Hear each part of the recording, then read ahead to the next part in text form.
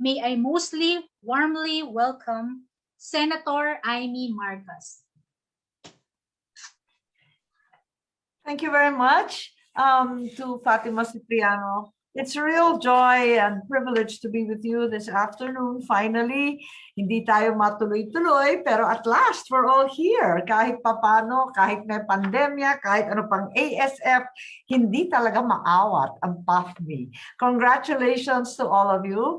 And I first greet, of course, Edwin Mapanao, our new president, our Vice President, Roderick Ramirez, ang aking suki at barkada, si Chester, sa hirap at ginhawa, Chester Warren Yutan, and all the 35 members, including Venvi from Ilocos Norte, the 35 hog racing members of this distinguished Feed Millers Association.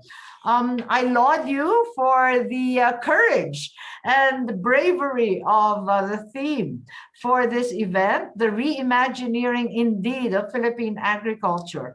For truly, we have today to undertake all these changes. And the Department of Agriculture is well represented here with Yusek Kayanan, Yusek Medrano, BAI, ang ating plant industry, narito rin, Philippine Veterinary Drug Association with Dr. Nival, our USDA, the group from the National Corn Program, Dr. Milo de los Reyes, Mr. Villarreal of the Mexican Embassy, and PSA, the Pork Producers Federation of the Philippines.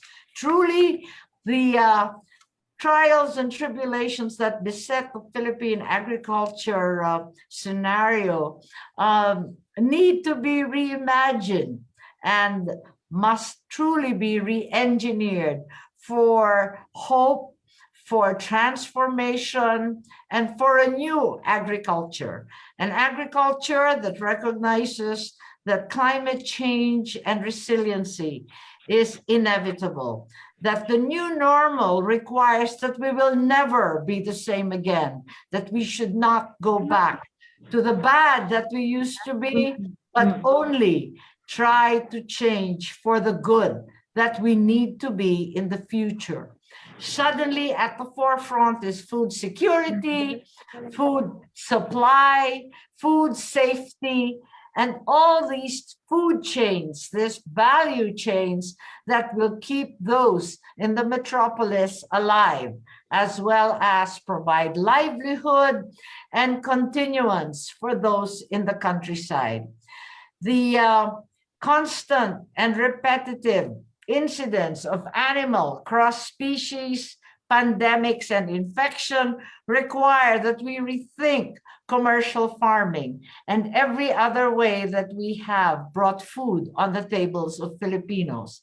The challenge of water and the lack of it require that we reimagine also the sources, the management, the distribution, and security of water and its inevitable shortages. So too, soil and all its lacking properties, its regeneration and production must be studied and revisited. It is said, and you don't need me to bring the bad news yet again, as if it were necessary regarding agriculture. But the truth is, the biggest loser in 2020 was the livestock industry, declining by almost 7%. With a double whammy of both institutional poultry demand reduction, the radical decrease in hotel and restaurant openings during the quarantine periods, as well as the second hit of the ASF, which actually came first, and the tremendous, overwhelming losses in the agriculture and pork sector. The double whammy of these twin viruses has hit us very, very hard. I think that the DA number of 5.7 million heads is even understated. A tremendous effort on the part of our feed millers. Nevertheless, shows that in 2020, corn actually posted a modest 2.4 growth. We need to congratulate all of you for continuing to support and to buy local corn. So certainly the effort to buy all this 133,500 metric tons from local farmers from Isabela to Bukidnon needs to be lauded. Your initiative to sign a MOA with the DA for contract growing of both corn and sorghum is also to be congratulated. We applaud these heroic and creative efforts to keep bringing income to our farmers. Further, the laggardly response to ASF, despite an almost 2-year sufferance, required me to file Senate Resolution 619 to investigate the high prices of pork early on last year. Truly, we need to investigate also this response to ASF. Is it actually under control? Are we managing it? Where are those famous vaccines, not only for COVID-19, but more importantly, for we have no excuse for this laggardly delay, where are those vaccines that we hear about from the United States, from Vietnam, and from China? Certainly, it's about time that we have that as well. The news has covered thoroughly and vociferously the issue of the increase in the MAV of pork imports and the decrease in the tariff paid. And I was one of the very first to file the Senate resolutions to bring those down. We also personally endeavored to reach the palace, Malacanang, and our good president to explain the sorry situation in our pork and corn industry. Certainly, we have asked DA to provide tangible support to our local hog and poultry raisers, perhaps just underwriting the tremendous costs of shipping from Jensan, Cotabato, Mindanao, CDO, and even from Cebu and the Visayas to bring it to Metro Manila, where the shortages in pork have been most severe. We have implored the DA to provide some subsidies for biosecurity for the two viruses of ASF and COVID-19 and continue to do so. We hope that the DA will finally realign some of its budget still remaining under the Appropriations Act of 2020, the Bayanihan 2 still undisbursed, also the contingency and calamity QRF funds that are still outstanding under the budget of 2021. Sana magawa naman natin ito ng paraan, matagal na itong daing ng ating mga magsasaka, maliit at malaki, na tulungan man sila sa kanilang hirap at panahon ng kagipitan. This promise was also made by the DA in the 2021 budget hearing last October to effectively manage the importation schedule of rice, corn, and feed wheat so that it would not coincide with the local harvest season. I am hopeful that the efforts of Senator Villar in this regard will be upheld and recognized. With the leadership, the brand new leadership of PAFMI to help us in both the feed milling and hog sector, I am certain that there is hope at the end of all these problems. Ay may solusyon. Pinagpipilitan ko na dapat may solusyon. Ang sabi, mas malawak ang langit kaysa sa lupa, mas maraming solusyon ang sabi ng mga lola natin kaysa problema. PAFMI will certainly be part of that direly needed, long-awaited solution. Last week, the Senate also, as a committee of the whole, continued its hearing on the imports of corn and the radical changes in MAV and the tariff rates. We enjoined the DA to review its policy and are hopeful that Executive Order 128 will finally be reassessed and revoked. I am also hopeful that the inspection issues that we have raised will finally be dealt with. Time and again, we have been puzzled and alarmed by the lack of adequate inspection, the failure of the Department of Health to be present, the failure all too often, with all due respect, of the inspectors from the Bureau of Animal Industry, the National Meat Inspection Area, as well as the BOC or Customs, to be accountable and transparent in these efforts. And certainly we have been agitated by the admission of the BAI that no DOH personnel has been present in the first border inspections clearly required by RA 10611 or the Food Safety Act. In order to accompany the efforts of SINAG and our good friend Rosendo So, who has filed a case in the Ombudsman for violations of the Food Safety Act, particularly Section 12B, I have also filed on my part the inquiry in aid of legislation for purposes of changing the law, and that is Senate Resolution 704 for the lapses that are so clear-cut in the implementation of our Food Safety Act, which to many people was the reason that we ended up with ASF in our local supply.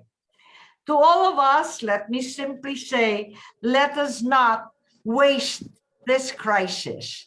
They say that every crisis is better yet an opportunity for change and transformation. We can no longer go back to the old way of agriculture, of hog raising, of feed milling.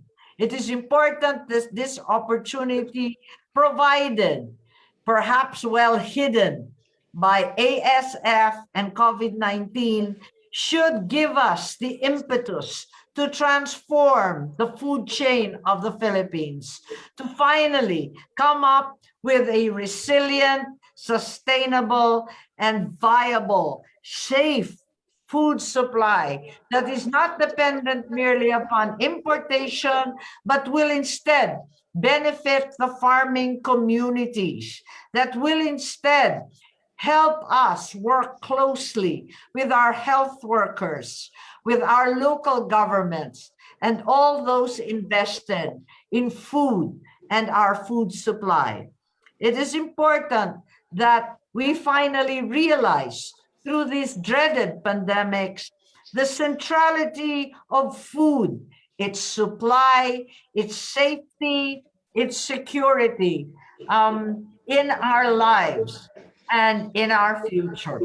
So let this crisis, this double crisis, be instead a double blessing and an opportunity. I am certain that the new leaders of PAFMI who have been elected and will soon be inducted will be at the forefront of creating, of innovating, of reimagineering a new agriculture befitting our new world. Thank you, good afternoon, and good luck indeed to all of us. There are challenges ahead. Mabuhay ang PAFMI, mabuhay ang mga bagong opisyal. Thank you so much, Senator Imee Marcos. Now we will move on to the oath of office, which will of course be led again by our esteemed guest and senator. So if I may request everyone to open their cameras. Hi, everyone. Hi. Ayan, now I see everyone's face. That's much better. Thanks. Good, good, good. Wala, nababawasan ng pasyal eh. Nami-miss ko yung paikot-ikot.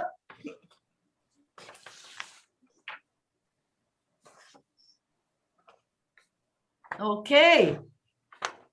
Okay, almost everyone is here, so it's a real joy to see all of you this afternoon. And by the powers vested upon me, Republic of the Philippines, Senate of the Philippines, together with the Philippine Association of Feed Millers Incorporated, may I please urge you to raise your right hand, repeat after me for your oath of office. Hence, in the presence of honored guests and members here assembled, may I, your name, please, Edwin Simapanao, of the Philippine Association of Feed Millers, Inc., or PAFMI. of the Philippine Association. Yes, please repeat after me. Having been appointed to the position of, please state your position.